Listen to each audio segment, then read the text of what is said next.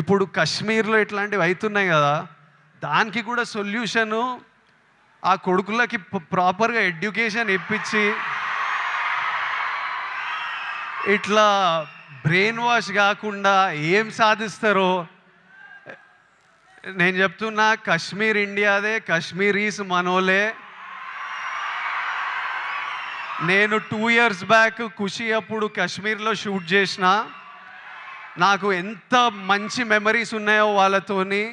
వీళ్ళు పాకిస్తాన్ వాళ్ళు వాళ్ళ మనుషులను చూసుకోలేక అక్కడ కరెంట్లు లేవు, నీళ్ళు లేవు, వచ్చి ఇక్కడ ఏం చేయాలని చూస్తున్నారో.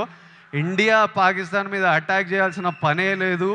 పాకిస్తాన్ వాళ్ళకే విరక్తి వచ్చి వాళ్ళ గవర్నమెంట్ మీద అటాక్ చేస్తారు. ఇట్లనే కంటిన్యూ అయితే అసలు 500 years బ్యాక్ ట్రైబల్స్ కొట్టుకున్నట్టు వీళ్ళు బుద్ధి లేకుండా, మినిమం కామన్ సెన్స్ లేకుండా చేసే పనులు. మనము we should stand united as people, love each other. India, we will, as people, we need to always move forward, stay united. Education is super key. మన ఇంట్లల్లో మనం happy ఉండి, మన పేరెంట్స్ హ్యాపీ ఉండి, మనం హ్యాపీ ఉంటేనే ప్రోగ్రెస్ అవుతాం. అందరూ హ్యాపీగా ఉండండి. I wish you all great success.